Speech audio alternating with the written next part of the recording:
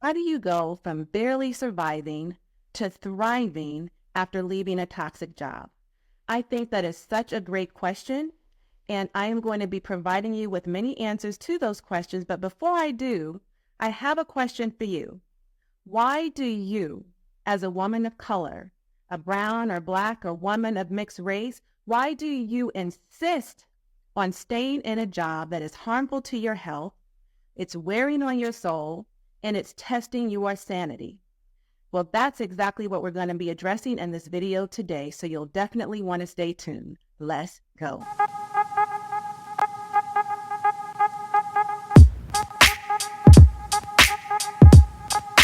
Hey there, Queen. So glad you're here. Thanks for stopping by. Listen, whether you're new to me or if you're true to me, I appreciate you being here and welcome to my channel. If you are a high-achieving woman entrepreneur over 40, a woman of color, or a woman of the LGBTQ plus community, and you are feeling squeezed between success and satisfaction, you have found your sanctuary. I'm your favorite coach and your biz bestie. My name is Katrina Marie, also known as the Boss Chick Biz Coach and your fearless leader. I'm a holistic business coach and an RN health and wellness educator, and I am here to resuscitate your business and your life. I do that one of three ways. I help you heal internally to expedite your external success. I help you to leave a job, whether it's a toxic job or a hostile work environment, or just a job that no longer serves you, and exit out of that career to start, sustain, or scale a business in the online space. And I teach you how to build an aligned and profitable online brand and business without sacrificing your soul and sanity or compromising your health and happiness. So if you are ready to design a life that you dream of, desire, and deserve, and claim a life of power, peace, pleasure, and profit, then please subscribe to this channel and make sure you hit the notification bell so you don't miss a single episode. Okay, I want to give a shout out, a huge shout out to Anne Marie, the anti-HR lady, which I think is such a fun name to say. I happened to be introduced to the anti-HR lady through Dr. Kamani on one of her YouTube videos. She was doing a collab video with Anne Marie. And then Anne Marie actually did a video on her YouTube channel recently that I happened to listen to. And I really love this topic, okay? It is a video that happened to go viral, and it is titled, Not Letting Them Run You Out Ain't the Flex You Think It Is, okay? I'm going to say that again. Not letting them run you out ain't the flex you think it is. This is absolutely a serious topic for Black and brown women, but particularly for women who's in the fight in corporate America, right? It is about Black women fighting to stay in a toxic job or hostile work environment, which is why Anne Marie came out hitting hard and really going in on, this topic, this subject matter, because it is so serious. So she is spot on with all her entire assessment, first of all. All the points she makes, I wholeheartedly 1000% agree with. So I am going to play a short clip here for you that's going to highlight some of the key takeaways. I do want you to take notes, pay attention, listen closely, okay? I'm going to be adding the full link to the description below so that you can go check out the full video. Please do make sure you look at the entire episode. It's only about 15 minutes long. It's such a serious topic. It's very, very problematic situation, right, that a lot of women are in, Black women, as I spoke about earlier, specifically, okay, because that's what this video is about, and I believe that's the audience she caters to. And so it really kind of hones in on what it is we go through and why and where that comes from. I highly suggest that you watch this video. Like I said, I'm going to be linking in the description below to the actual video, okay? Again, Anne Marie, the anti-HR lady, and I'll have the exact title there for you so you make sure that you watch the right video. But let's go ahead and just roll a clip here really quickly, and then I'm going to come back and we'll get into discussion, all right? But one of the things I noticed, I'm noticing a lot in conversations I'm having with Black women primarily is they'll come to me, they'll talk to me about how horrible their work environment is, how challenging it is, all the problems they're having, the mistreatment, the disrespect, so on. And then they'll say to me, I'd really like some advice about how to deal with this situation because, but I don't want to leave. I'm not going to let them push me out. I'm not going to let them drive me out of there. And I just want to tell y'all, the whole I'm going to stay and fight ain't the flex that you think it is. And it really doesn't serve your interest. It serves the interest of your employer because they get to continue to use your skills while they abuse you. But it's important to understand that just like I believe, in my opinion, that white Americans and white Europeans, all of them, lack empathy, and that it is central to why our society is the way that it is, and that it is handed down from generation after generation. Because honestly, if you had empathy, real empathy, you couldn't live in a society that operates the way the United States does. You wouldn't be able to live with it. It wouldn't be okay with you.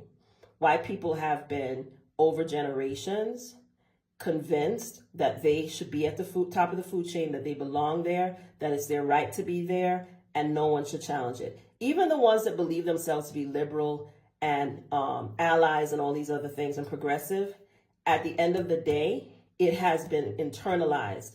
And when they get challenged personally, it always comes out, right? Their white supremacy beliefs always come out.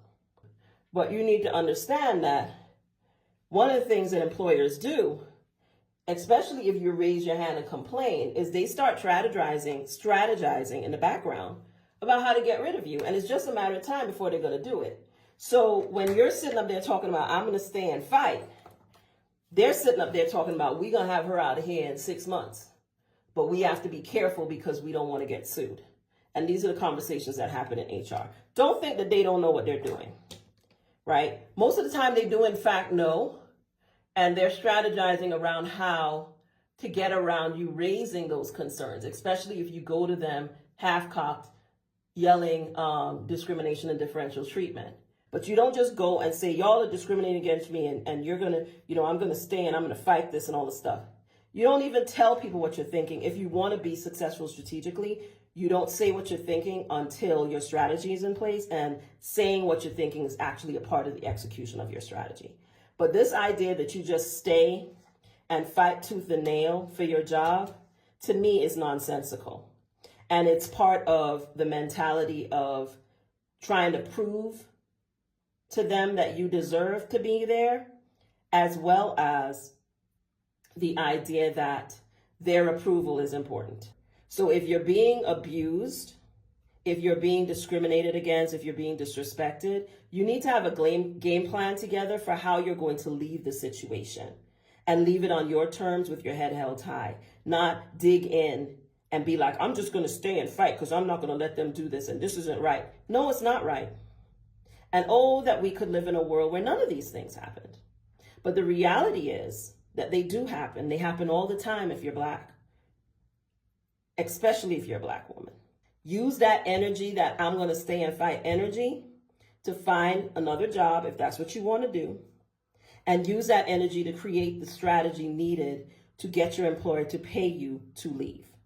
Okay, so now that you just seen that clip, wasn't that so good? I mean, she packed a punch, right? So much value in that 15-minute episode. I absolutely love this topic. But here's the thing. I want to know what your thoughts are. Like, what did you think about that? Is this something that you've actually experienced? Did that resonate with you? Because it really deeply resonated with me. And more specifically, have you, or do you know someone who's ever said, I'm not letting them run me out of here? I'll be damned. The hell with them. I'm staying and I'm fighting for my rights. They gonna have to drag me up out of here. Okay? I ain't going nowhere. Okay? I'm gonna stay till the end. I'm gonna fight till the end. And I'm staying all the way until I'm ready to leave on my own terms. Have you ever said that, or do you know somebody who's ever said any version of that? I'll go first. I'll be the first to admit I am guilty, okay? I have done this. This was me many moons ago until I had to have a come to Jesus moment and come to my damn senses and was like, what are you thinking? This is crazy. Why is it that we fight for our demise? Why do we fight to our own detriment? That's the question that I have for you, because I don't know about you, sis. But quite frankly, I don't like being where I'm not wanted. And I don't like being where I don't want to be.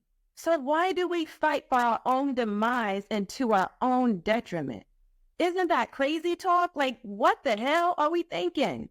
And so, yes, purple moons ago, okay, that was me. And if I'm being really honest, it wasn't really that long ago. But in the tenure of my long career, I was a job hopper. I went from job to job to job to job to job. And that was very exhausting. Okay. I would get my foot in the door and I moved very quickly in a shorter period of time that I was like, lately, this ain't for me. I'm not going to be here long. Whatever. Sometimes we go through that honeymoon phase, a very short period of time. The honeymoon will be over quick, girl, right? And then after that, you're like, I'm up out of here. I'm marking the days, right? I'm marking the days. I'm counting my calendar. I already got my exit strategy. I'm going to be up out of here. Deuces. And you ain't playing. Like, you're gone, right? That's it. You already know. You could just feel the vibe, the culture, right? That was me, a job hopper. In fact, I would say I stayed at a job on average about a year. The longest I've ever stayed at a job in my very long career in corporate America was 4 years, but on average, a year. Child, if you could get me to make it to the 6-month mark, I'm doing something. I'm doing big things, okay? I'm doing big things, okay? That is like a miracle. If you can get me to the year, oh hell, we throwing a party, okay? Let's go on and celebrate. I'm gonna drink to that because, honey, a year. So, if that sounds like you, if you can resonate with that, let me know. Drop me some comments and let me know if any part of this was you or your story, your scenario, your situation. Have you ever, or do you know somebody like me, or like a lot of women, as Anne Marie talked about in her video, Black women who do this?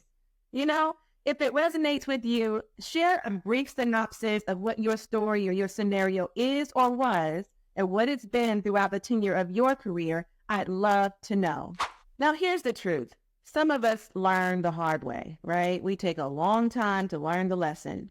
Some of us learn very quickly. Over time, though, I can't say I quickly learned, but I knew early on in my career in corporate America, corporate just wasn't for me. For so many reasons, it just was not for me, okay? Especially when I realized it was a broken system that I was buying into, that I had already bought into, that I was brainwashed to believe was the only path to freedom or only path to success. And I stayed on that path for a long time, longer than I care to admit, to be really honest with you. And that's true for many of us, right? But then, like I said, when we come to our senses and we realize that there's something more out there for us, that there's something greater, that, you know, that corporate is never going to fulfill our souls. They're never going to allow us to do our best and highest and greatest work to the full capacity that we know we are called to do. That was me. But sometimes we still just keep going back to what is as a bad relationship, right? We know it's a bad relationship, but it's what we're familiar with. So we just keep going back for more and more and more of the bullshit. We already know it's not for us, but we stay in one job for a very long time, or like me, we keep going to a different job and a different job and another job and another job. And it seems at first like it might be better. And it seems like, the grass might be green on the other side, having done that for so long. But then you just have to grow up and realize as you mature and evolve, and you realize, what, there's a pattern going on here. The pattern ain't just me.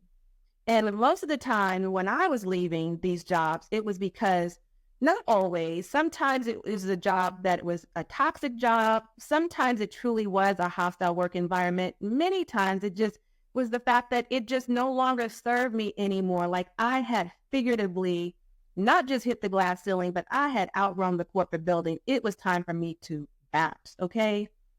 I wanted no more parts of everything corporate came with.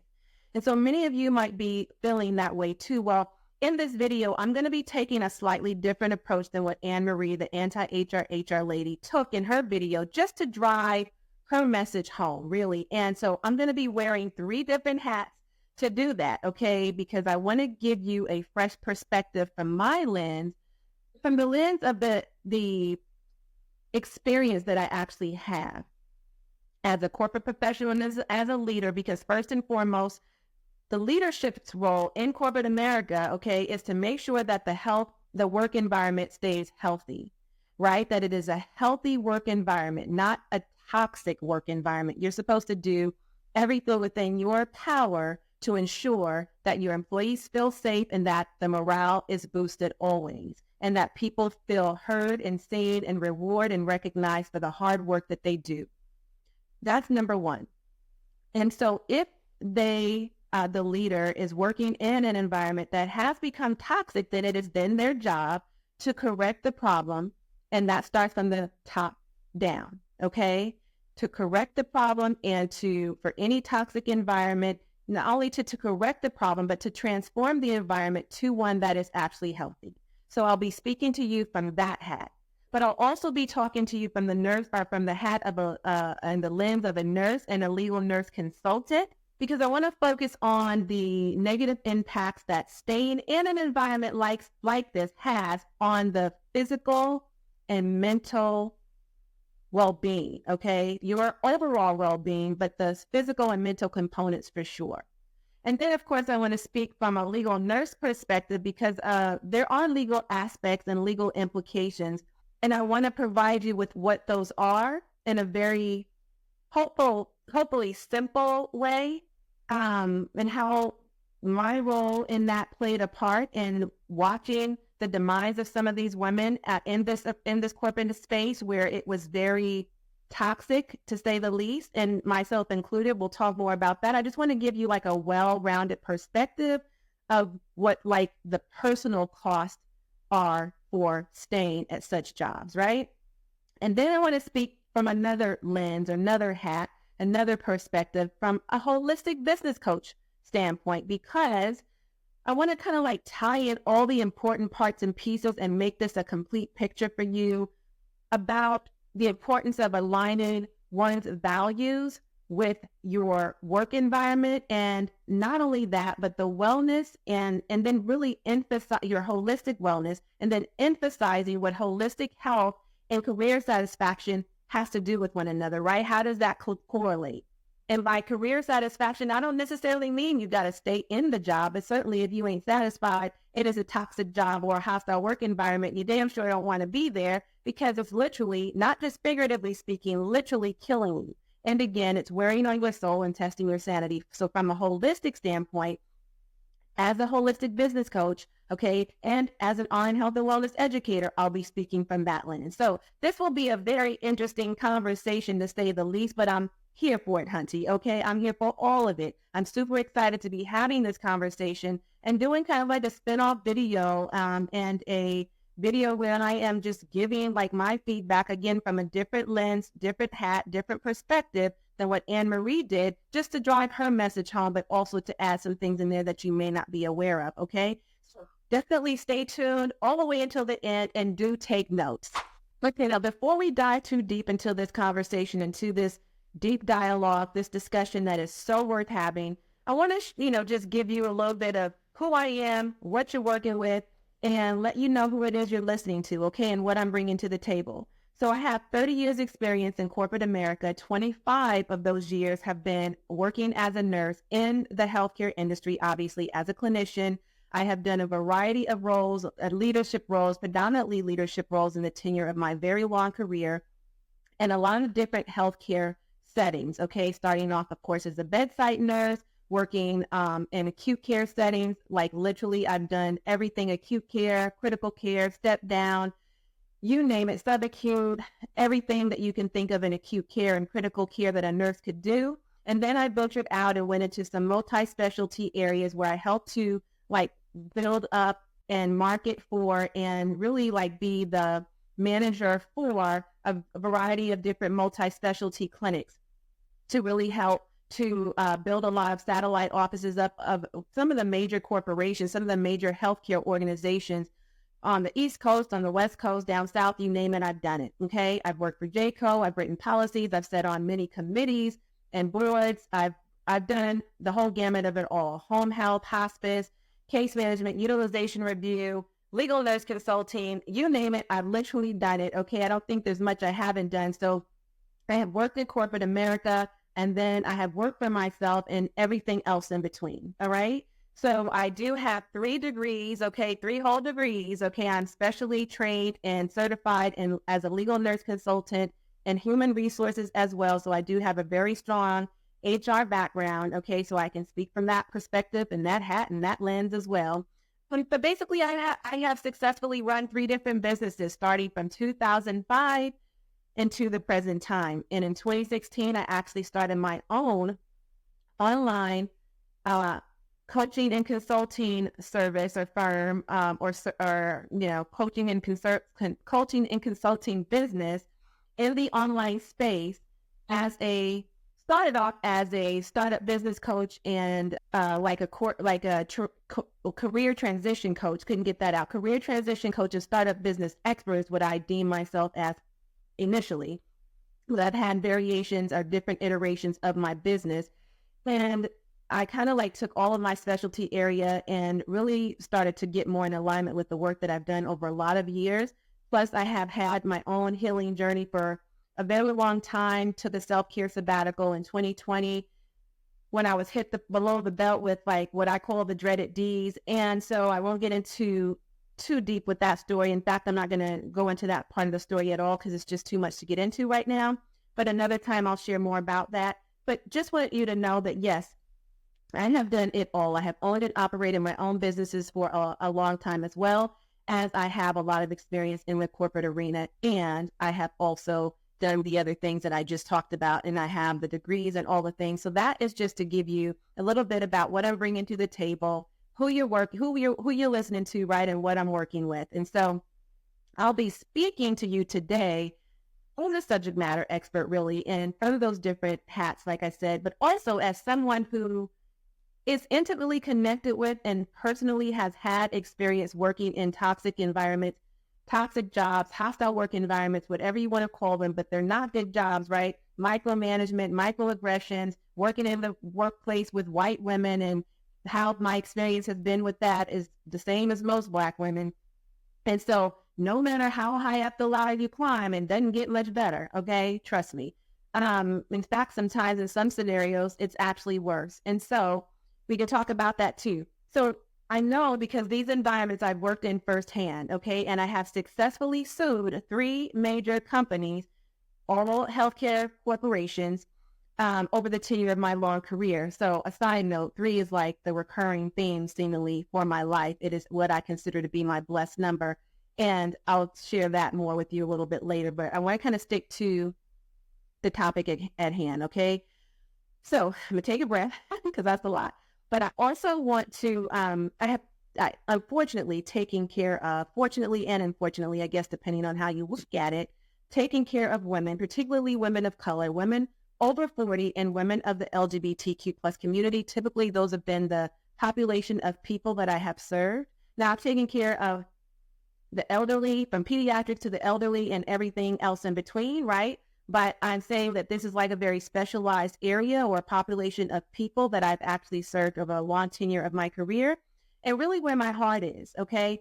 And unfortunately, the women who have insisted, Black and brown women who have insisted on staying in these environments for a longer period of time than they ever needed to, it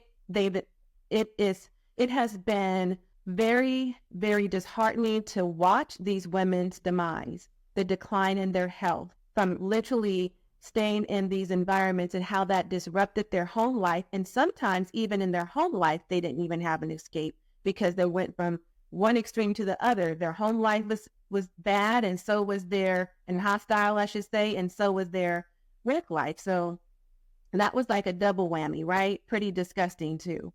So yes, these women have come to me at a time where I've taken care of them at the bedside, and they have been in the worst health positions I've ever seen. The level of stress was pretty significant, as was the burnout from doing the most, right? And so I want to talk about that. All of this to say that I'm speaking not from just someone who has read books about it or have just heard about it, but I'm also speaking from the perspective that I've actually worked in these environments. I have taken care of women who have also worked in these environments. I have defended and advocated for women who have worked in these types of environments. And so I know what I'm talking about, okay, from a personal and professional perspective, okay? And so, and that included, just to broaden this a little more, I worked at healthcare organizations down south, on the East Coast, on the West Coast. The only place I didn't work is on the Midwest. And I am so sure, so 1,000% sure that it even still, I mean, the work environments don't change. It's the same.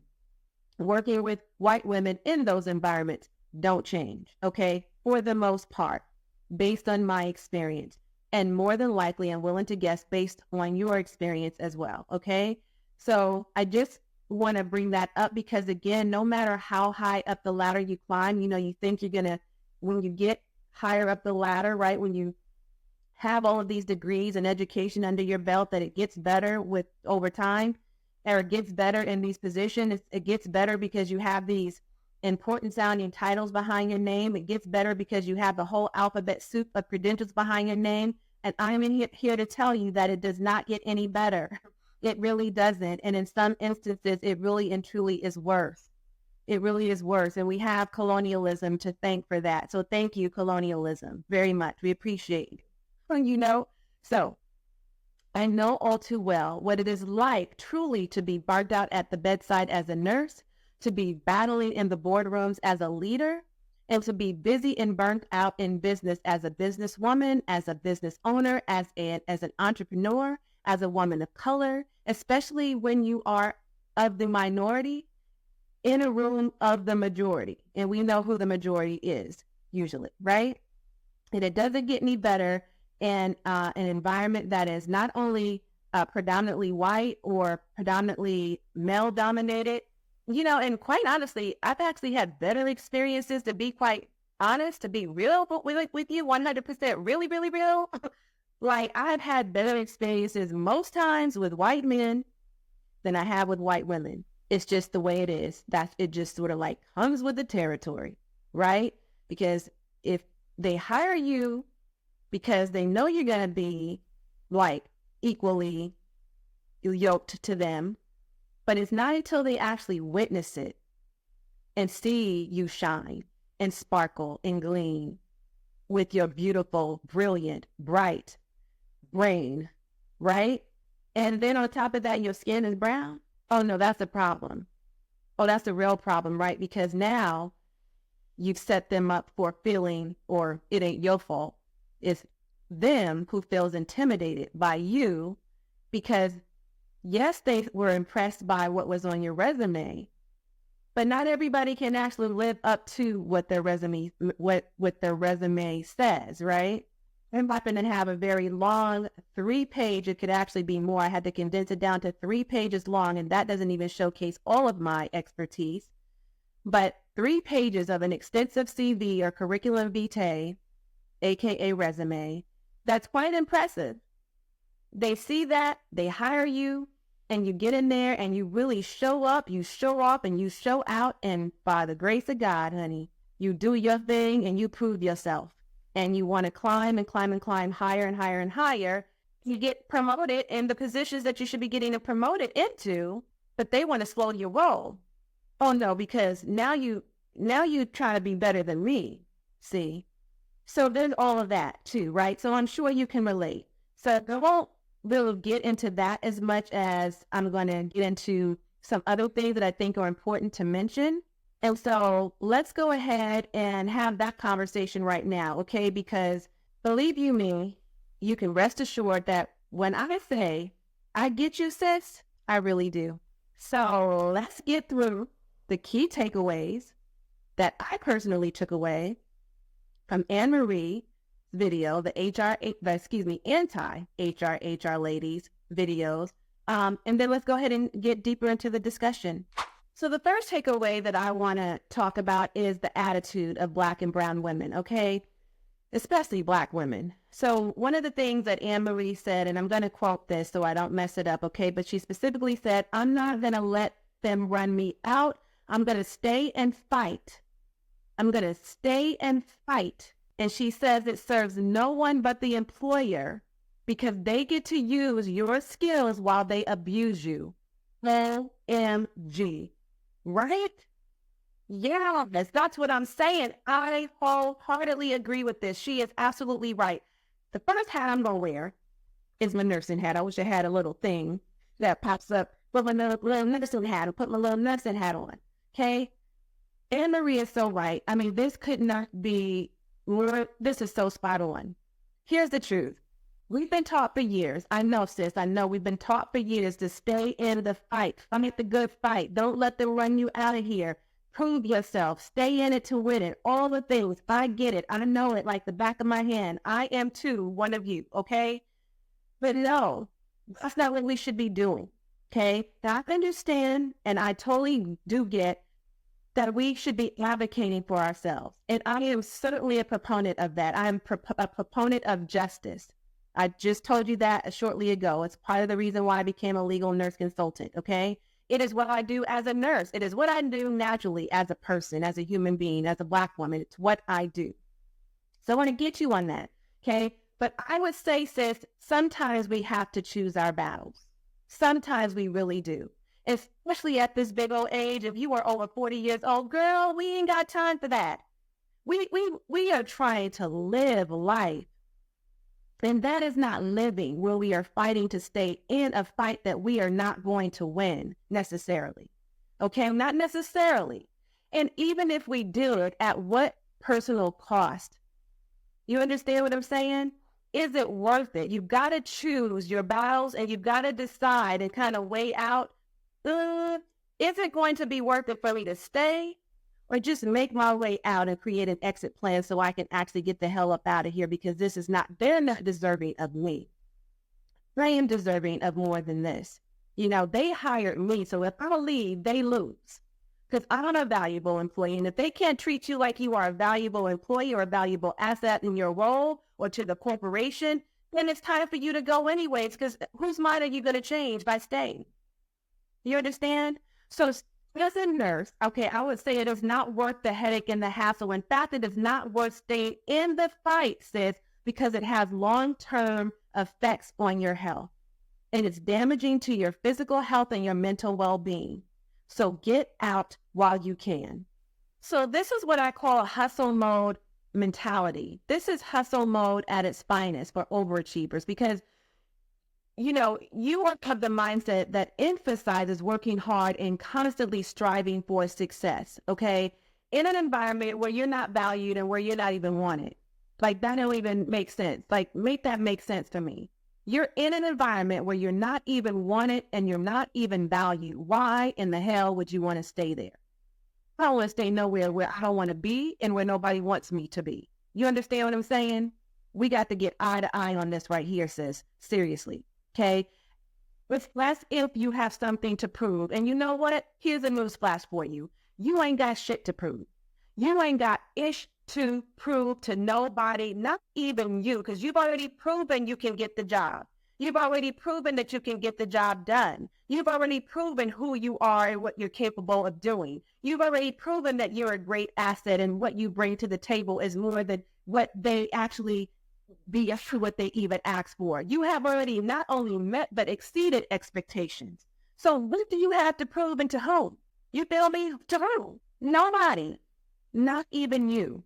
Okay? So you've done the damn thing, sis. Congrats. Okay? We'll give you a pat on the back. I'm going to give you a big hug, tight squeeze. You've done the damn thing. High five. High five. Give yourself that. And then go do something else with your talents. Go do something else with your God-given gifts. Go do something else with your wide, broad skill set. All of the things that you brought to them in this particular job, you can take somewhere else. If you really want to stay in corporate America, you can take that skill set and transfer it to another job, or you can take it and package it up as an expert and do your own thing in your own business. Like, it's options, sis. We got options. Slavery is abolished. It's over. Been over. So we are free to do what we choose, when we choose, how we choose. We don't have to stay in a broken system. You feel what I'm saying? But you have to have the courage to stay, to get out now before more damage is done. PTSD is real, okay? Working in a toxic culture is an all-consuming experience.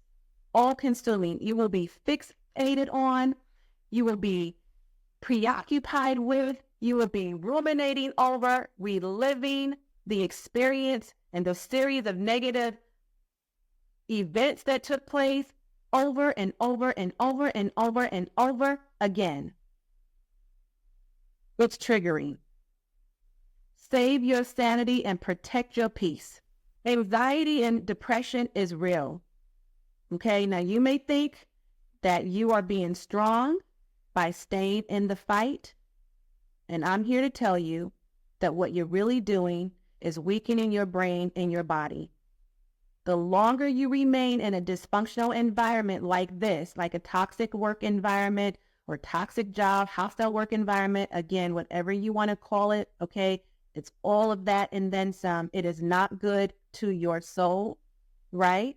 You do not deserve to stay in an environment where you are disrespected, where you are dissected, where you are, they tell you you are defected, where you are defecated on, ill, that's disgusting, where you are dehumanized, the nerve, the audacity that they have.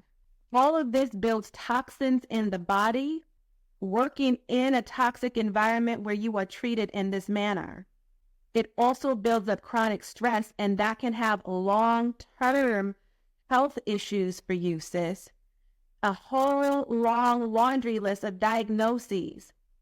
Some of the signs and symptoms include, first of all, the end result is hospitalization. That's not good. But let me tell you some of the signs and symptoms that lead up to a hospitalization, okay?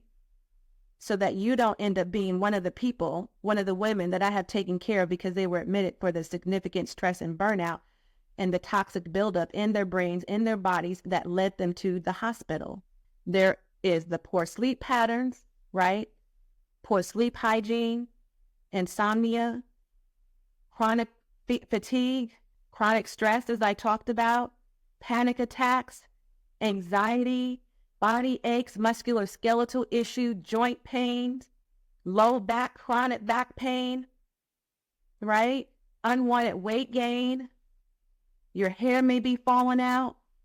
Alopecia, GI or digestive, GI meaning gastrointestinal or digestive system problems. You know, you might have some GI upset all the time. Maybe you're not having a regular bowel movement. Maybe you're always having one, like diarrhea. I know that sounds gross, but for a nurse, it doesn't sound gross at all. But this is reality. This is reality. This is what's happening inside of the body. And sometimes it's like it's unexplained. But the explanation for it is that you're in an environment that is like deepening the problem. And anxiety and depression, for sure, that the list goes on. You know, the list goes on.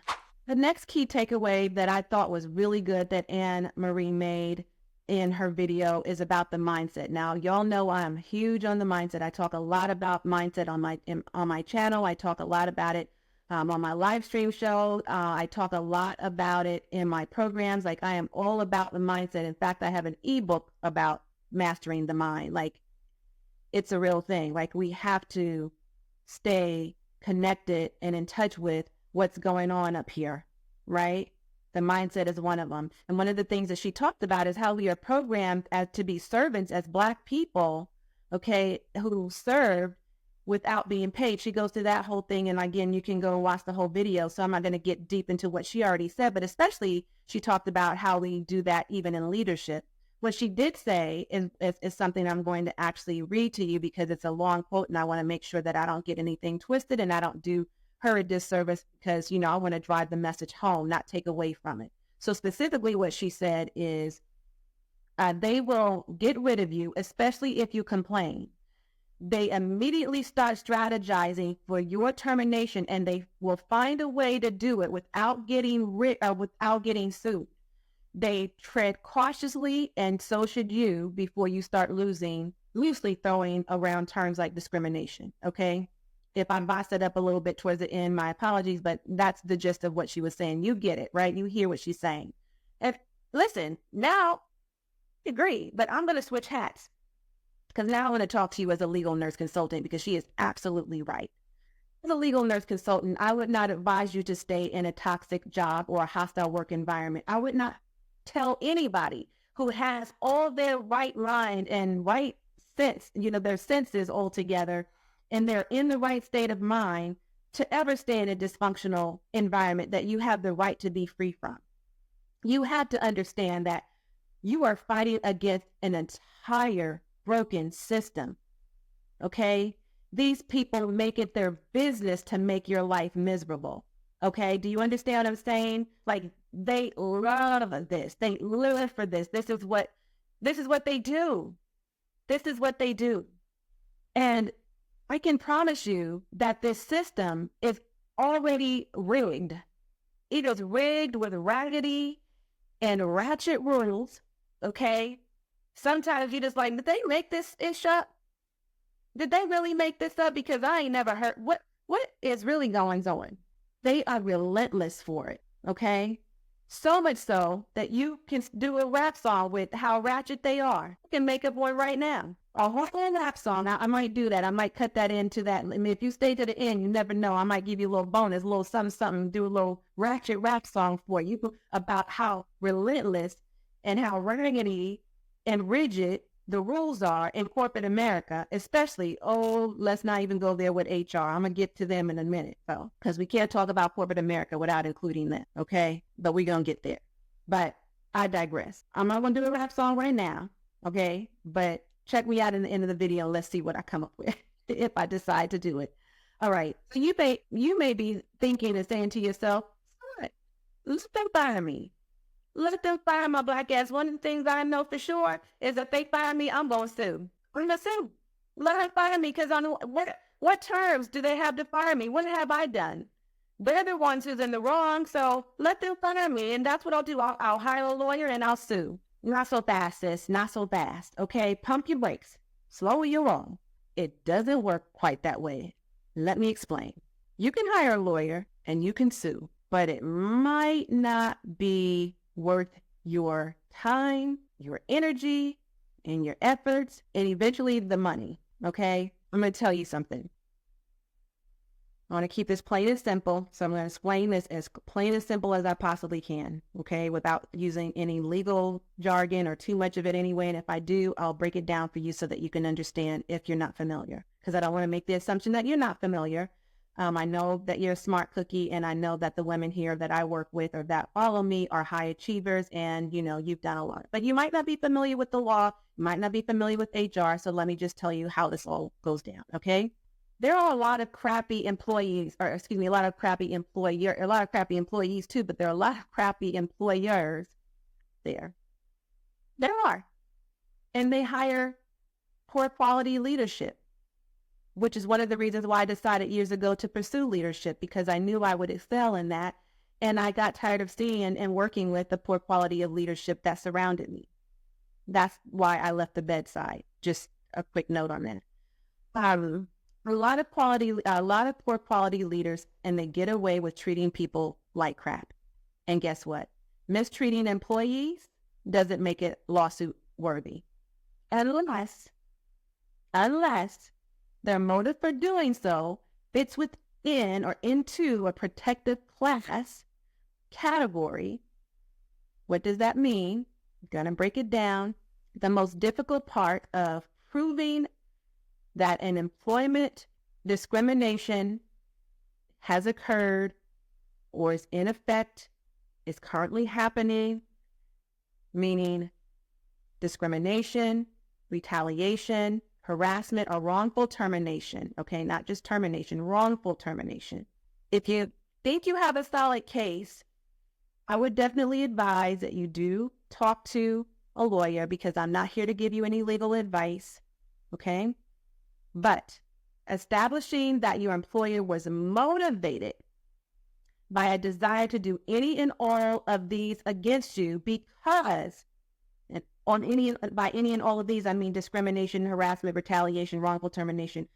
If they were motivated by the desire to do any and all of those things because of your age, because of your gender, because of your religion, because of your race, because of your disability, because of your sexual orientation, because of your nationality or creed, because of any other thing you want to plug in there that is considered a protected class, then and only then could you actually sue.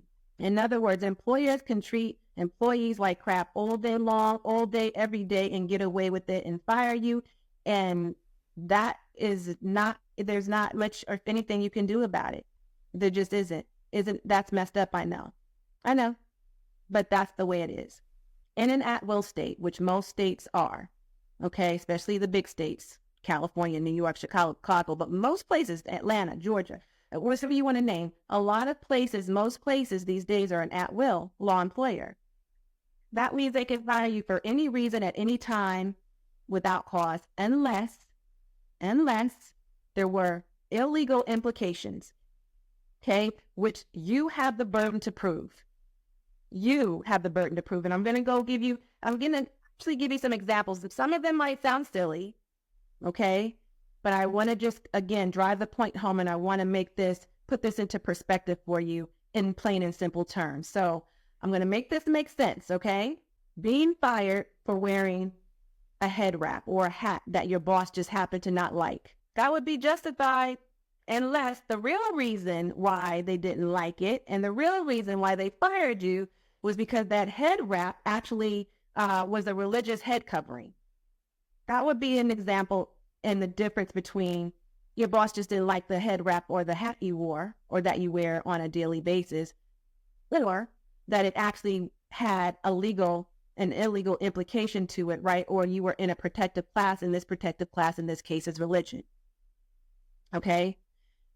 Being fired because you were wearing bright colors and colors that symbolize the colors of the rainbow. Because you like vibrant colors and you like to wear beautiful, bright colors. Like, that's your thing. And if your boss didn't like it, he or she would be justified to let you go. That's obviously not the reason they're going to give as to why they let you go, right? But just between Lou and I, that might be the reason that, they've been alluding to that somehow, right? And somehow they indicated that that's the reason, but they didn't put that on paper in writing. It's perfectly legal. It's not right, but it's not illegal.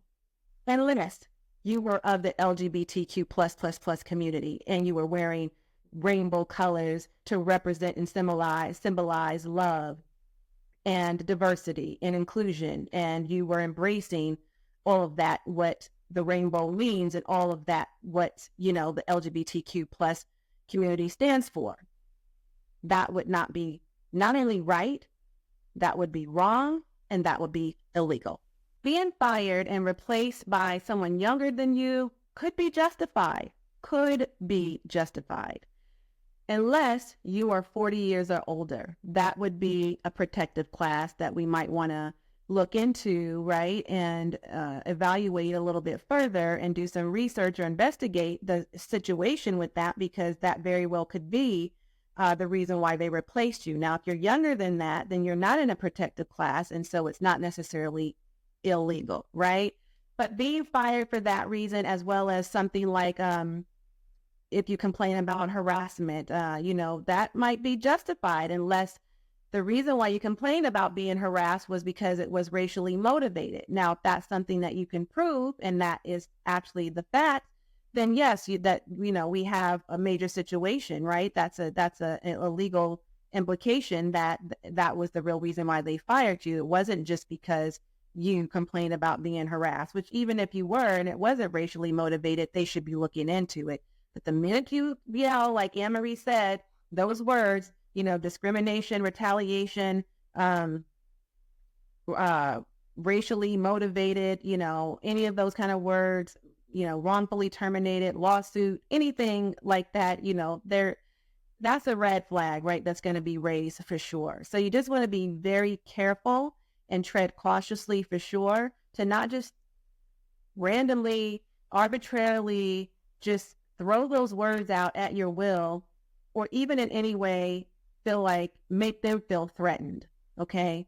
That you, even if you're going to have or pursue a lawsuit and hire an attorney, you want to make sure that you have all of your ducks in a row first and all of your facts straight, and make sure that you are aware first if in fact this is something that is illegal and it's a reason why you can pursue actually a lawsuit before doing so, before you just go yelling to them, oh, you're harassing me, you're retaliating against me, you wrongfully terminated me, you're discriminating against me, or any words like that. So just be very, very careful with that, okay? Being fired because you asked for a workplace accommodations that your employer said that they could not provide might be justified unless you have a disability and your employer did not engage in the ADA or Americans with Disability Act interactive process before denying you of reasonable accommodations. Reasonable. Okay, so there are some key words in there that I need you to pay attention to. Not just any accommodation for a non-disabled employee, but you actually have a disability, even if it's short-term, not permanent, okay? And if you ask for a reasonable accommodation, your employer, by law, has to engage in the ADA, Americans with Disability Act, interactive process with you before they can determine whether or not that they can accommodate you reasonably. Okay, does that make sense? And even in these scenarios, okay, you have to have the documentation, the supporting documentation to back this up. You can't just claim this is happening without having a way to prove it. And this is the single most important thing you can do to help your claim in any potential case or lawsuit that you want to bring or pursue, okay, before even going to an attorney. You want to make sure you have your ducks in a row. Listen, it's nursing one-on-one. One of the things that where my nurses at, like I do, what did they say and teach and tell us we have to always do no matter what in any and all circumstances? Document, document, document. And what is the saying? If you didn't document it, it never happened. Okay? It never happened. So we've got to document everything. I go into every environment I ever work in. From the get-go, as soon as I hit the door, I'm already taking mental notes. I'm already journaling. I'm already writing. I'm already, taking notes of all the things and all the people that I'm dealing with, that I'm interacting with, what my job expectations are, what meetings I had, what the meetings were about, what the tone was, what it felt like, all of that. I'm documenting that from the beginning, because you never know if you need it.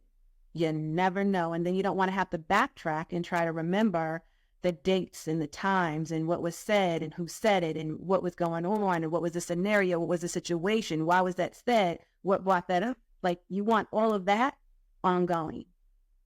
If nothing happened and it was a great day, good, great, wonderful, perfect. But if and when, and it's always a when, not just if, when it actually does come about that you have to bring to the table to HR, okay, we're going to get into that in a minute, because as anti-HR HR lady says, HR is not your friend, so be careful. But there are times where you do want to go to HR, but here's the thing. You just want to make sure you document no matter what, okay?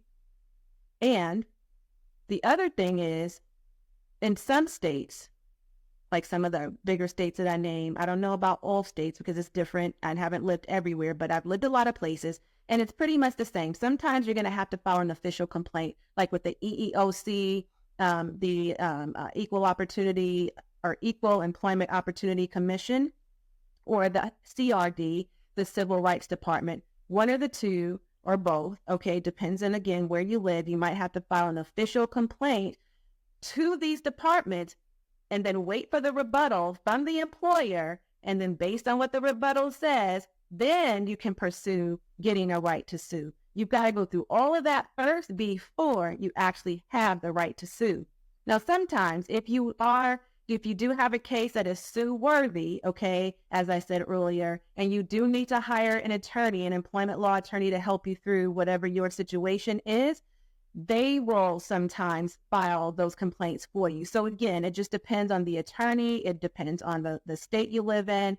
all of that are determining factors for whether or not you would have to file with these particular entities, but sometimes that is the process and that can lengthen the process. And so, as you can imagine, this can be a very lengthy and a very challenging and very complicated process, right?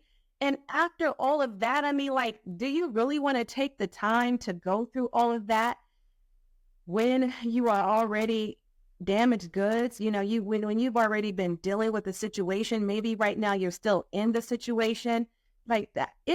Trust me when I tell you, it can really and truly be wearing on your entire soul, sis, and really testing your sanity. I have been there and done that more times than I care to count. Okay. 3 times, and potentially there will be a fourth. I mean, because of something that happened not long ago. But like I said, I have successfully sued 3 employers. So it happens a lot, but it was a lot to deal with it and was definitely all consuming, not just for myself, but for my family. I had to neglect so much being wrapped up into all of that, dancing with the devils, okay? And sometimes, again, you just have to choose your battle. That is why I really appreciate what the anti-HR lady is doing. Shout out again to Anne Marie. Thank you, sis, so much for the work you're doing in our communities. It's so many, and I know, let me first say, I completely know, thoroughly understand this is not easy work, okay? When I was doing legal nurse consulting work, it was hard to hear the stories repeating in different ways, but similar struggles and challenges amongst us Black and brown women. It is very hard to deal with. It's not easy work to do. You do it for the love of your people. You do it because you were once in it, because you were once that person. You do it because you care. You do it because you want to help those who are in it now get out of a situation that you remember being in when nobody was around to help you, right? There was no anti-HR lady. God knows I could have really, really appreciated having somebody like Anne Marie around in my days when I was going through it, so that I didn't even have to deal with the lawsuit, that I didn't even know how at that time to negotiate prior to being a legal nurse consultant in my beginning years. I think learning about it on negotiation and how to negotiate a price, a package, a severance package to leave. They're going to pay me to leave. What? The concept of that, I didn't even know. Now I do because of my background and experience, right, in my education. But before then, I had no clue. And many of you are in that situation. So, sis, I appreciate what you're doing for our women, our communities, our Black and brown women. Thank you so much for your work, because I know it's not easy at all. It's triggering to keep hearing those stories over and over and over again, right? And so, and listen, sometimes, the people that you're dealing with, they are not easy to deal with because they come to you angry, they come to you hurt, they come to you depressed, they come to you anxious, they come to you they come to you oftentimes when it's too late, or when they're at the tail end, or when it's gotten really bad when they should have been left. That's the problem. So I just want to commend you, Anne Marie, if you ever happen to be watching this video. Again, I personally thank you. And I'm sure the women you work with really appreciate the work you're doing, because we need you. We really do. And I'm just so grateful for even knowing that there's somebody out there like you. And I mean, if you are going to do this work long term, let us sister know, because listen, they can't always get my help as a legal nurse consultant. I really work with attorneys and help bridge the gap with what's going on medically in these cases. But when I'm in the depositions, or if we go to trial or anything like that, like, I'm hearing the stories, I'm reading the cases, I'm, having to dive deep into these scenarios. So I completely understand, but I certainly can refer some work to you if that's what you're doing long term. I'm not sure. So anyways, I just appreciate her being out there. And so now we're going to switch gears a little bit, because now I want to lead in with wearing my leadership hat. Okay. So let me switch hats for a minute. Stay right there. I'm going to be right back when I put on my leadership hat.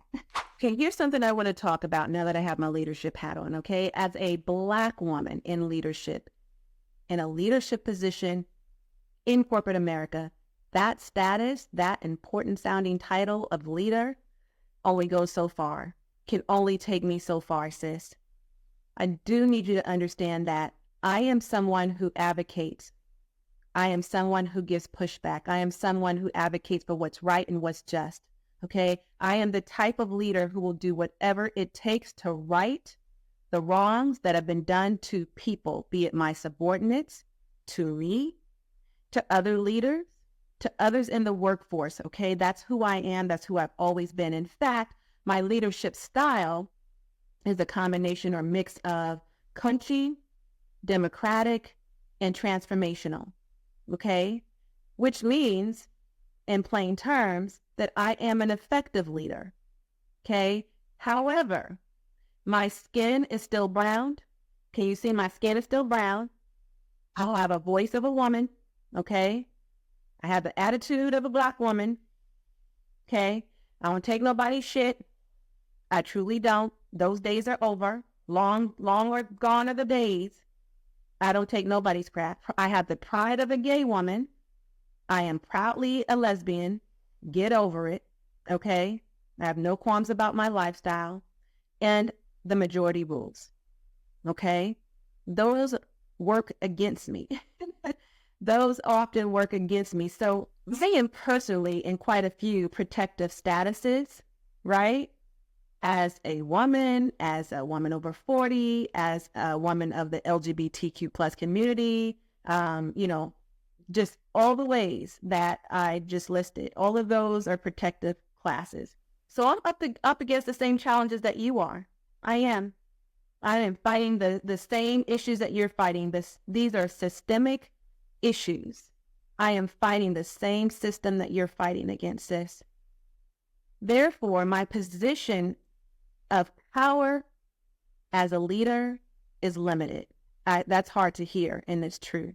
And that means that somebody like you and me, especially though if I'm a leader in the position, like in a position right now in leadership, and you are, say, a subordinate, and you come to me for help as a leader, I can only go so far. I can only push so much. It means that your days are numbered, especially when HR gets involved. Especially when HR gets involved. I love the next points Anne-Marie makes. She makes some very strong points, and I'm going to make sure that I quote some of those. But all in all, have a plan in place, sis. It's time to exit. It's time to go. It's time to leave this environment. It's no need for us to stay. We should not be focusing our time, attention, and energy on these issues in the workplace. Again, let's not be where we're not wanted, okay? Have a plan in place. I help women exit. Like I said in the beginning, that's one of the ways that I help you, right, is to exit a corporate career that no longer serves you, whatever the case may be. Anne-Marie points out to have a plan in place. What she says is to get them, that, you want to get them back by having them cut the check, okay? That sounds like a deal to me. Because if you stay, the mistreatment's not going to stop. She's right. It's just, listen, you already got a target on your back. You've already raised red flags. You've already given them attitude. You already pushed to stay. They're going to do everything in their power to push you out. We don't want to be nowhere we don't need to be, and where we don't want to be, and where we're not wanted, okay? So let's go ahead and make that exit plan. Let's make that exit strategy and put that plan in place, implement it so we can get the hell up out of there. You know what I'm saying? Something else Anne-Marie says is that, she says, let's see, let me just make sure. We dance like puppets as they push the button, but the system, capitalism. Okay, so she's talking about capitalism and all of that. Again, go back and listen to the video because I'm not doing it with the justice it deserves, okay? I'm not doing it the justice it deserves. But something else she said that really hit home with me is use that I'm going to stay and fight. She said, use that I'm going to stay and fight energy to leave or find another job. Use that. I'm going to stay and fight energy. Leave, they're going to find another job. Don't stay and fight. Fight to leave. Oh my God. I think I got chill bumps when she said that because it's so true. So true. Oh my God, that was so me. I was staying to fight. I wasn't fighting to leave, but not honey. That gig was over a long time ago. I always, that's why I was a job hopper. Like, I'm up out of here. Nope, nope, not for me. I'm leaving. I'm out. Oh no. Oh no, no, no, honey. We're not doing that. Yeah, I was up out of there. The moment I recognized something was wrong. I would stay too long sometimes, for sure, and deal with a bunch of crap that I didn't deserve to deal with and shouldn't have dealt with. But I did eventually get up out of there. So now the question becomes, once you survive all of this craziness, all of this madness, with this new knowledge that you now have, right, as of today, how do you thrive after leaving a toxic job? Well, in order for me to answer this question, I need to wear my holistic business coach hat. So give me a moment while I put that on. I'm going to take a quick second and put on my holistic business coach hat and answer that question right now. Okay, the first thing is first, okay? I want to praise you, sis. I want to praise you. I am so serious right now because the fact that you're even watching this video, the fact that you went and checked out Anne-Marie's video or going to after this video, okay, finish watching this one first, then definitely go check that one out. The fact that you're even asking the question, what do I do now? What do I do after? I love that for you. It means that you are ready to reclaim your power, to preserve your energy, to protect your peace. I'm so super proud of you for that. You should be proud of yourself. Seriously, you should be proud of yourself. Okay? And for that, sis, that means that you are prioritizing your health. You are practicing self-love, self-worth, self-care. I love that for you. The next thing we're going to talk about is healing. You've got to start the healing journey. And you know something that's so crucial to your success in life? So important that you make the decision to leave this job so that you can start the healing process. And one of the things that I always offer and tell women to do is to take a self-care sabbatical because it can literally save your life. Okay? I'm going to talk about that a little bit shortly, but save yourself, sis. Start the healing journey. Listen, like I mentioned earlier, I felt like I was going to an abusive relationship, an all too familiar abusive relationship, and yet I kept returning to it because it was a familiar place. Isn't that just so sad? Right? Like it's a way that I knew to make money. I got good benefits. I was familiar with the work. I could do a great job. And I just kept going back. Not the same employer, but I just kept going back into the environment of corporate America when I know that's really not where I needed to be. I knew that. And I just continued to go because what else would I do? What other money can I make? I'm making, I'm making great money. I'm in six figures. I'm making, I got a great benefits package. It takes care of my whole family. I got perks. I got the corner office and the window view. I got all the things, the bonuses. I got, I get to travel. I have flexible hours and time for the most part, depending on the job. I'm learning a lot. I'm doing a lot. I'm climbing the ladder, sometimes getting passed over for promotions. No, because during that time, I was still being mistreated. During that time, I was still not treated as equal to my white counterparts. During that time, it was a struggle. Why did I do that to myself for so long, right?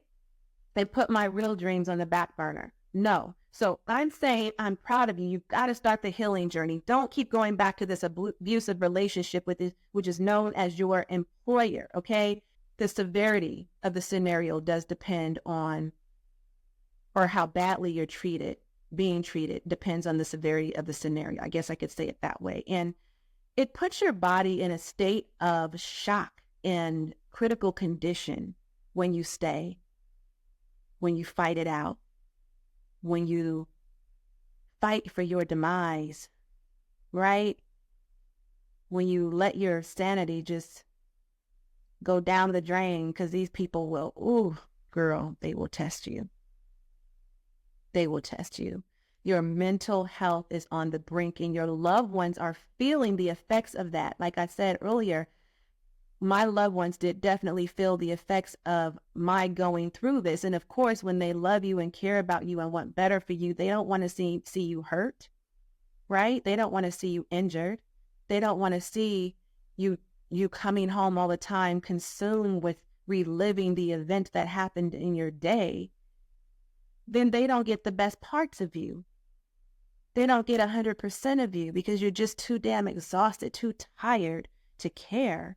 You're neglecting your own needs, your own self-care, putting that on the back burner because you're so tired. So it is affecting your health. And at some point, you've got to leave because you can't stay in an environment that's harming you. So the way to go and the way to start the healing process is first to leave it. And therapy is going to be your best friend.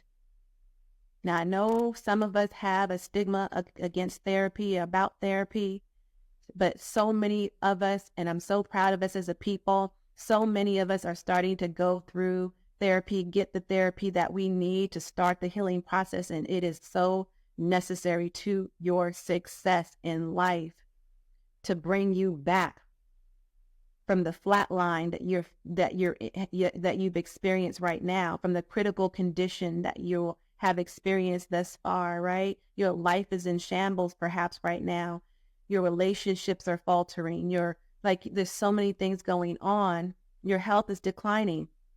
Don't do it to yourself. It's not worth it. Get the help you need. You've got to start doing the internal, deeper work.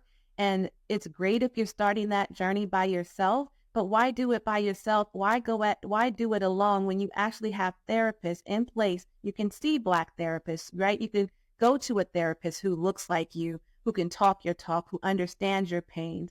You can go to somebody like that who can actually help you get out of your situation, help you peel back the layers, help you understand all of this, make sense of all of this for you.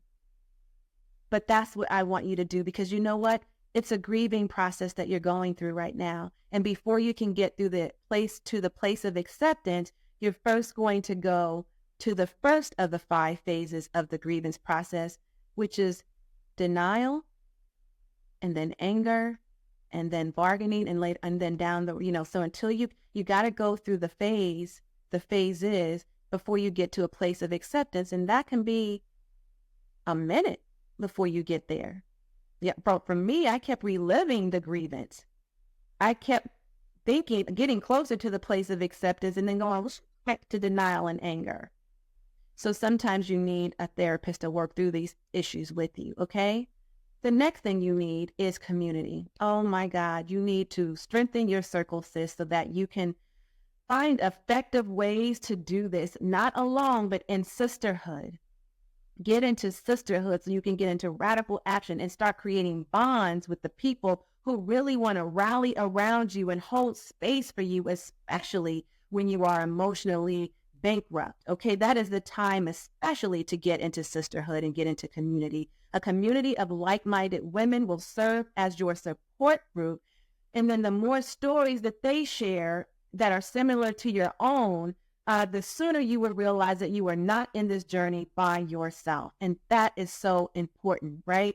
To realize that you're not in this journey alone, that there are people, women who look just like you in this community, in whatever community that is for you, who actually get you. They understand, they feel your pain, and they can bring you further ahead now that they've gotten to ahead in their healing journey, that they can now bring you along and tell you some of the things that got them through some of the worst parts of their lives, right? Especially when you're coming from the same place, from corporate America, and now you're where you are in life. Coaching is the other thing that I want you to do for yourself, right? The market is saturated with so many coaches. I know. It makes it very challenging to choose what kind of coach. But what I can tell you is that you've got to decide to hire a coach, because hiring a coach is very important, and choosing the right coach is even more important. You cannot just choose any random coach that you see on the internet. Seriously, okay? You want to choose wisely based on the experiences that you're having, the problem or the scenario that you're currently having that they can solve for you. You want to be with somebody, hire somebody who actually models the behavior, models the lifestyle that you actually want to live, okay? you want to make a concerted effort to do this because you want to take your time and do the research so that you're finding the right person that's well suited for you with where you are right now in your journey, because not everybody is in the same place. So make sure that you're selective, very selective when you're choosing the coach that you want to work with. Be very careful not to just randomly choose any kind of life or business coach, but definitely make it a point to choose a coach. Now, a holistic business coach like myself is a great choice. It's a prudent choice. And the reason why I say that is not to be biased because I am one, but truly, truly, truly, they typically do are someone who or is someone who is well-rounded, and they will bring out the best in you, right? They are in a strong position, in a very unique position to address the challenges and the needs that you have in a holistic in a holistic approach.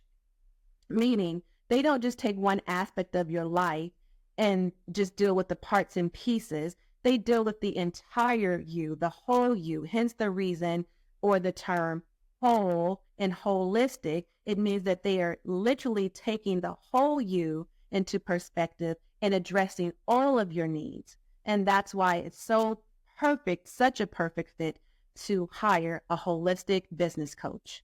Now, you will more than likely have lots of questions, right, about what's life look like after corporate? What does it look like? What does it feel like? What does it sound like? What does it smell like? What does it taste like?